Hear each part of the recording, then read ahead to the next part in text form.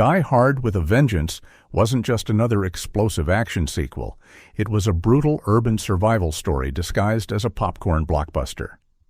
What audiences saw was Bruce Willis chasing bombs across New York City. What they didn't see was the chaos. Rewrites on the fly, dangerous stunts that nearly went wrong, and actors at each other's throats. Today, we're cracking open the vault with 20 weird facts about Die Hard with a Vengeance. From a subway explosion that shook real Manhattan commuters to casting choices that could have changed movie history, these are the secrets hidden behind the smoke and fire. Stick around, because the bonus fact will reveal the one scene so dangerous that even the insurance company tried to shut it down. Let's dive in. 1. The script wasn't written for Die Hard. Die Hard with a Vengeance didn't start life as a Die Hard film at all. The script was originally titled Simon Says, a standalone thriller about a cop forced to follow a criminal's sadistic game across New York. When 20th Century Fox bought the script, they grafted John McClane into it, turning a generic detective into Bruce Willis's battle-scarred hero. That's why the movie feels different from its predecessors. It wasn't about terrorists in a skyscraper or an airport, but about a citywide manhunt. Director John McTiernan admitted the script was retrofit for McClane. The result? A tone that was both grittier and stranger. Audiences saw a Die Hard sequel. In reality, they were watching a completely different thriller that happened to be wearing John McClane's badge. 2. Samuel L. Jackson wasn't the first choice. Samuel L. Jackson's Zeus Carver is iconic. Grumpy, sharp-tongued, and unwilling partner to McClane. But the role almost went to Lawrence Fishburne. Fishburne was offered the part, but held out for more money. By the time he agreed, the producers had moved on, and Jackson, fresh off Pulp Fiction, was cast instead. The chemistry between Willis and Jackson became electric, but it wasn't guaranteed. Jackson later said he played Zeus as if he hated every cop on the planet. That friction is what made the banter so memorable. Imagine the movie without it. Fishburne would have been smoother, less combative. Instead, audiences got a streetwise partner who clashed with McClane at every turn, creating the best odd couple pairing in the franchise. 3. The subway explosion nearly went wrong. The subway bombing sequence wasn't just movie magic, it was one of the most dangerous stunts ever filmed in New York City. Production actually blew up part of a real subway station set built under an unfinished line in Brooklyn. The shockwave from the explosion was so intense that nearby windows shattered, and locals thought a real terrorist attack had happened. City officials weren't amused, and New Yorkers complained about the disruption. Bruce Willis himself was standing dangerously close to the blast, closer than the safety regulations allowed. It wasn't Hollywood fakery. It was controlled chaos that could have gone horribly wrong. What audiences saw was a thrilling disaster. What nearly happened was a very real one. 4. Jeremy Irons had to dub his own voice. Jeremy Irons, who played Simon Gruber, gave one of the most memorable villain performances of the 90s. But here's the twist. Much of his dialogue had to be re-recorded. During filming, Irons strained his vocal cords so badly that his voice became hoarse and inconsistent. In post-production, he had to dub over large portions of his performance. That eerie, cold tone you hear isn't just acting, it's partly the result of Irons carefully reconstructing lines months later. Ironically, the vocal damage gave him an even more sinister edge. His voice wasn't just evil, it was literally scarred from the effort. Not just performance, but physical sacrifice went into creating one of cinema's most chilling masterminds. 5. Bruce Willis was exhausted and injured. By 1995, Bruce Willis was already weary of playing John McClane. On set, he was dealing with chronic back pain from years of action roles and stunts. Willis admitted he was beat up and tired while shooting, which explains McClane's rough, hungover appearance in the film. Unlike earlier installments where he was slick and quippy, here he's sweaty, limping, and perpetually irritated. The realism wasn't acting, it was Willis struggling through pain. Director McTiernan leaned into it, saying, "A tired Bruce makes a tired McClane, and that's what we needed." What audiences saw was gritty authenticity. What they didn't know was that Willis was running on fumes, his body breaking down as the cameras rolled. Perfect. Let's pick it up right where we left off and continue with facts number 6 to 10 about Die Hard with a Vengeance. 6. The school bomb sequence. Terrified real authorities. One of the most nail-biting plot lines was the threat of a bomb in a New York City school. What audiences didn't realize is that this subplot rattled real officials. The FBI and NYPD demanded strict oversight because the film's fake explosives and warnings hit too close to home in a city already tense from real threats in the 90s. The production even had to submit their bomb prop designs for approval. For the child actors, filming those scenes was genuinely unsettling. Teachers and crew had to calm them down between takes. Not just a fictional scare, but a brush with real-world anxiety. The sequence highlighted how thin the line was between movie thrills and public fear. What looked like a tense action set piece on screen caused very real panic off camera. 7. The opening Harlem scene was nearly cut. The movie's opening has John McClane dropped into Harlem wearing a sandwich board with a racist slur written on it, a scene so shocking that even studio executives wanted it toned down. They feared it would cause riots. During filming, the crew shot the scene under tight security with plainclothes NYPD officers on standby in case bystanders reacted violently. Samuel L. Jackson later admitted that he expected someone to throw a brick during the shoot. But director John McTiernan insisted the danger was the point. He wanted McClane in immediate, raw conflict with Zeus Carver. The moment stayed, and it set the film's brutal, unflinching tone. What audiences saw was a shocking introduction. What nearly happened was a canceled scene due to safety fears. 8. The damn stunt.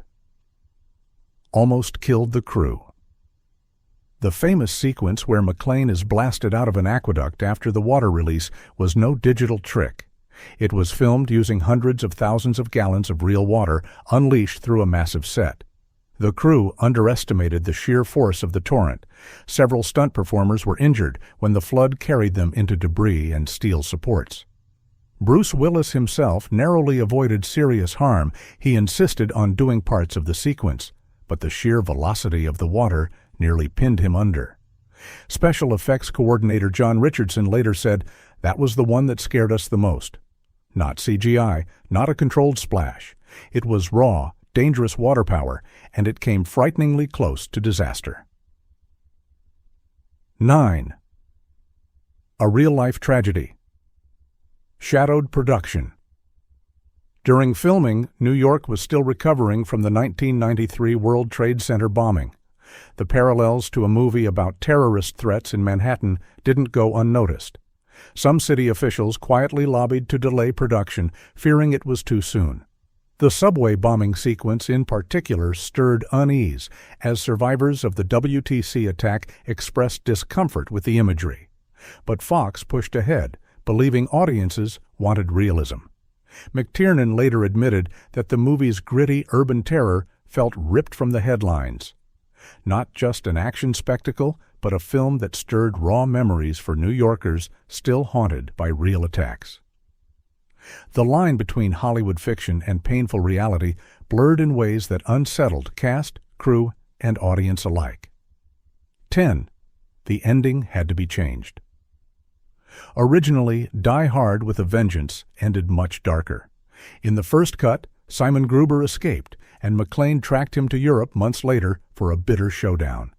The final scene had McClane playing a deadly game of Simon Says with a rocket launcher, forcing Gruber into a fatal gamble. Test audiences found it confusing and anticlimactic. Fox ordered reshoots, giving us the helicopter showdown we see today. This change cost millions, but gave the movie its explosive finale. What audiences didn't know is that the ending they cheered was a last-minute patch job, crafted not for story logic, but for adrenaline. A franchise defined by big finishes almost stumbled into a quiet whimper. And since we're at fact number 10, go ahead and like and subscribe, because the next set of facts dives into the wildest casting drama and on-set chaos that nearly derailed the entire production. 11. The villain's accent. Confused audiences.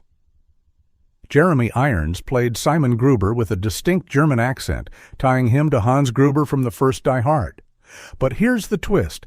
Test audiences thought his accent sounded inconsistent. At times it leaned British, other times vaguely Eastern European. The inconsistency wasn't a mistake. It was intentional. McTiernan wanted Simon to feel slippery, untrustworthy, like a man who could reinvent himself depending on the situation. Irons even studied tapes of multilingual speakers to create a voice that was authentically inauthentic. Some critics panned it, but others argued it made Simon more menacing.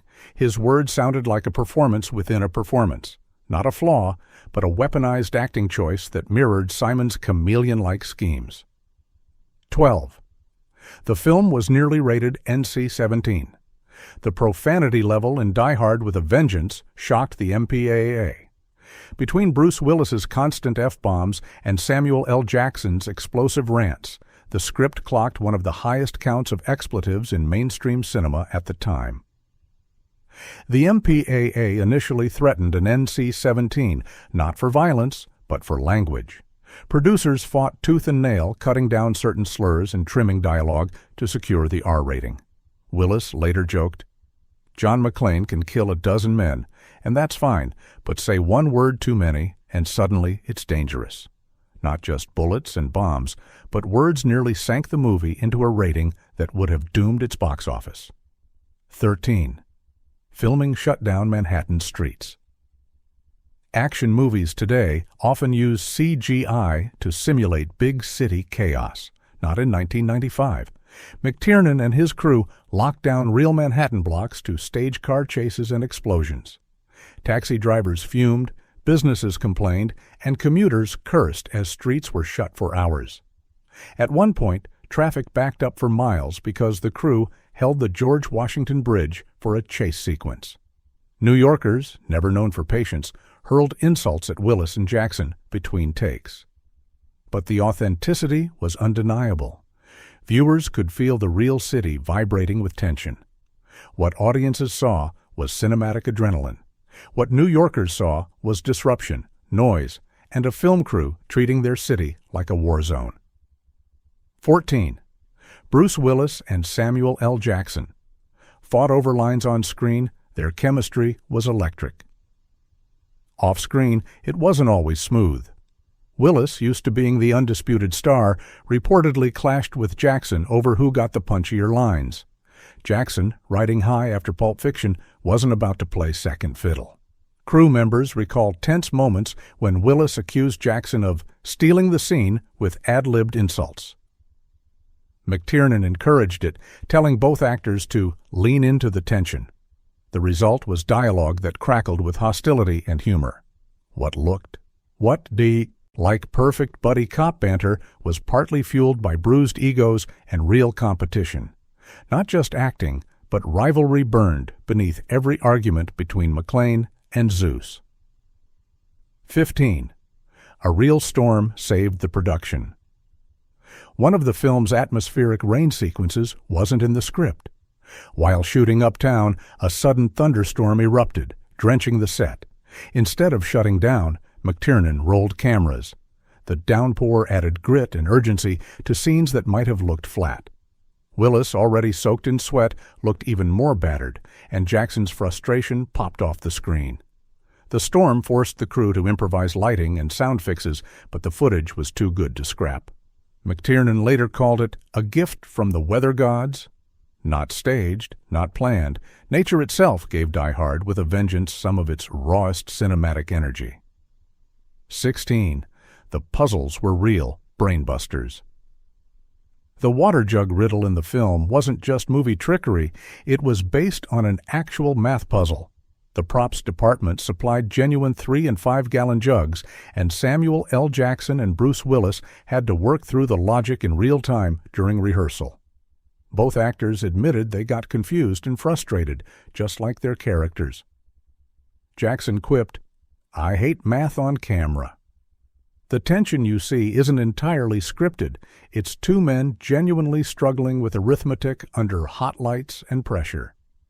What audiences thought was a clever screenwriter's invention was in fact a centuries-old brain teaser that left even Hollywood stars scratching their heads. Not just dialogue, but authentic confusion made the scene work. 17. The helicopter finale was a nightmare to shoot. The final showdown on the rooftop with Simon Gruber's helicopter wasn't as glamorous as it looked. Shooting the sequence required multiple helicopters, endless permits, and night after night of reshoots. The rotor wash created deafening sound, forcing all dialogue to be dubbed later. At one point, a chopper came dangerously close to clipping a lighting rig, sending crew members scrambling. Insurance representatives nearly pulled the plug, calling the stunt unacceptably risky. But McTiernan pushed through, determined to give audiences a visceral climax. The polished sequence that ended up on screen was cobbled together from dozens of imperfect takes. What audiences saw was sleek. What the crew endured was chaos and danger hovering overhead. 18. The film faced international censorship. While American audiences embraced the film's violence and profanity, international censors were less forgiving.